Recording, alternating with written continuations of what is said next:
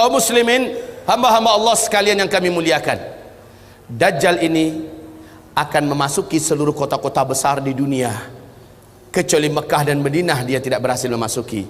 Kedua kota ini, baik fisiknya tidak bisa masuk ke Mekah Madinah, baik ilmu kekuatan sihirnya dan magicnya tidak bisa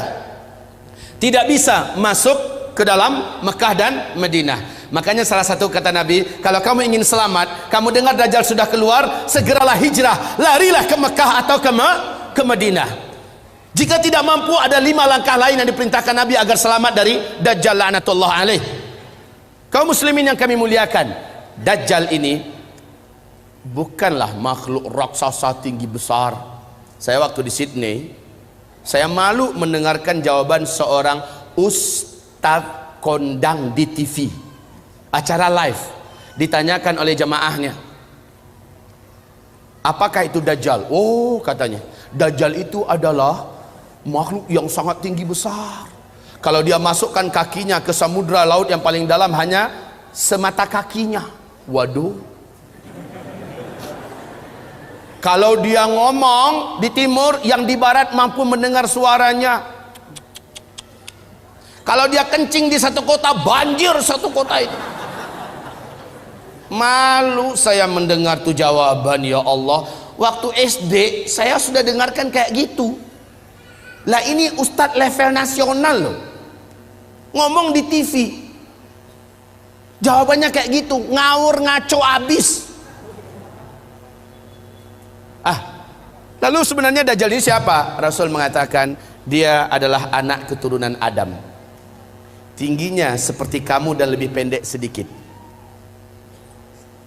mukanya bulat, kedua bola matanya utuh ada, hanya yang sebelah kanan tertutup oleh lapisan dagingnya yang atas meleleh kemari menutupi, dan bagian tutupan ini lengket ke pipinya, dan ada bergelantungan macam jengger ayam sedikit, kayak dahak orang, maaf ya, kayak orang kumpulkan dahak banyak-banyak lalu disemburkan ke mata orang ini lalu meleleh gitu. Seperti inilah melelehnya daging di atas. Ini akibat dukhan lah, akibat dukhan. Seluruh orang-orang kafir menjadi zombie-zombie berjalan, jelek-jelek semuanya. Baik kaum muslimin, kemudian kata Rasulullah, kedua bola matanya seperti mau keluar lepas dari tempatnya. Hanya karena ini sudah ketutup, nampak tonjolan itu jelas. Sementara matanya sebelah kiri sudah hampir lepas dari tempatnya. Warnanya hijau kaca. Warna kulitnya putih kemerah-merahan, putih pucat kemerah-merahan. Bibirnya tebal, rambutnya kribo. Rambutnya kribo. Di sela-sela rambutnya yang kribo muncul rambut-rambut lurus seperti ijuk. Lehernya agak sedikit panjang, lebih panjang daripada kita, sedikit lebih panjang. Bahunya mereng, dadanya bidang, full daging, sekel. Rasulullah mengatakan bila ia berjalan, kamu akan melihat kedua mata kakinya saling berjauhan dan kedua jempol kakinya saling berdekatan. Udah kebayang? Seperti ini. Oh, tapi kalau ketemu orang kayak gini jangan dibilang Dajjal.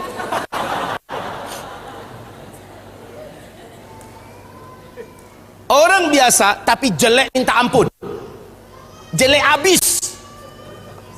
Kaum muslimin, kata Rasulullah berikutnya sallallahu alaihi wasallam,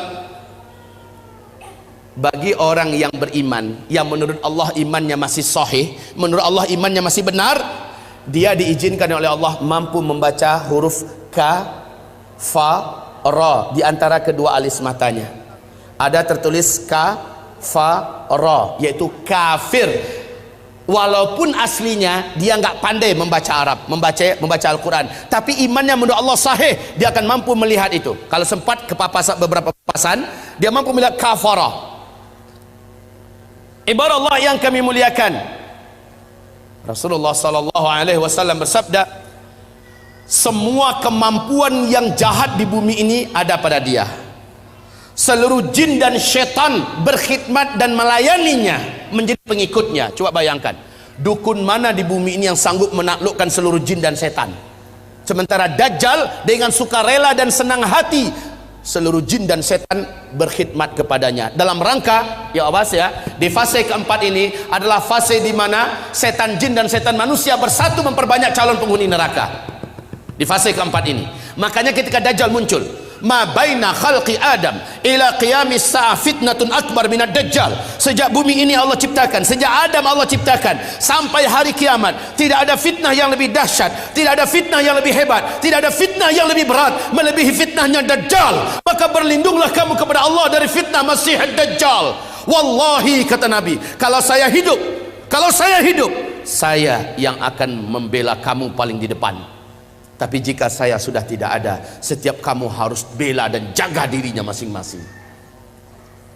Dajjal memiliki kekuatan sihir yang tidak terbatas. Dajjal memiliki kemampuan dan hipnotis magic yang sangat-sangat berat, sehingga tidak ada yang mampu melawan Dajjal. Tidak ada. Ibarat Allah yang kami muliakan, Nabi perintahkan ketika kamu dengar Dajjal masuk ke kota-kota kamu, langsung sihirnya menyebar, yang menjadikan seluruh manusia yang juga sudah putus asa dengan beratnya beban hidup, dengan sukarela datang untuk menyongsong di mana titik Dajjal berada. Mereka berharap Dajjal bisa membagi-bagikan rezeki. Saat itu kata Rasulullah, wahai kaum lelaki, bawalah istri-istri kalian masuk ke rumah, ikat dia di dalam rumah, tambatkan dia di tiang-tiang rumah kamu. Carilah ibu-ibu kamu, bawa dia ke rumah, ikat kakinya, ikat tangannya, tambatkan dia di tiang-tiang di dalam rumah. Carilah anak-anak gadis kamu, selamatkanlah wanita-wanita kamu, karena sesungguhnya yang paling banyak sujud menyembah Dajjal ketika Dajjal masuk ke kota-kota di bumi ini adalah kaum wanita. Mereka yang paling banyak menyembah Dajjal. Dan kata Rasulullah, siapa yang sempat menyembah Dajjal, maka sampai dia menghembuskan nafas terakhirnya, dia tidak akan pernah lagi beriman kepada Allah, dan dia akan kekal di neraka selama-lamanya. Maka ibu-ibu, pantas kalau Nabi memperingatkan umatnya berulang-ulang, berlindunglah dari Dajjal, berlindunglah dari Dajjal, berlindunglah dari Dajjal. Seluruh dukun satu bumi, seluruh ahli-ahli sihir satu bumi akan sujud menyembah Dajjal. Dengan sihirnya Dajjal menunjuk ke arah langit, maka dalam pandangan mata manusia awan berkumpul berarak dari mana-mana, padahal sudah sekian tahun awan tidak ada di langit. Lalu menurunkan air hujan, padahal hanya Tuhan yang mampu melakukan itu. Dengan telunjuknya Dajjal menunjuk ke arah tanah yang gersang dan tandus, maka tanah itu seperti memperlihatkan rumput-rumput hijau pun muncul, air sungai mengalir. Dengan sihirnya Dajjal, dia menunjuk ke arah kuburan yang ada, maka seluruh yang pernah mati dan ada di kuburan itu bangkit, hidup dalam keadaan utuh, manusia yang utuh seperti masih hidup dulu, dan langsung berjumpa sang ayah dengan anak, anakku, mak dengan anak, anakku, suami dengan istri, istriku, padahal mereka sudah mati. Ternyata terbongkar rahasianya. Rasul mengatakan itu seluruhnya bukanlah orang yang sudah mati, tapi jin-jin dan setan-setan yang menjelma menjadi orang yang dulu pernah hidup, agar menipu orang-orang yang masih hidup ini. Lalu mereka berkata, inilah Tuhan kita yang telah menghidupkan kami kembali. Akhirnya manusia sujud kepadanya. Sungguh sangat dahsyat, Pak. Orang-orang lemah iman, minim amal soleh, dia akan tertipu. Ingat sekali lagi, siapa yang beriman dengan Dajjal, dia tidak akan pernah beriman kepada Allah sampai dia mati. Dia akan menjadi ahli neraka kekal di dalamnya.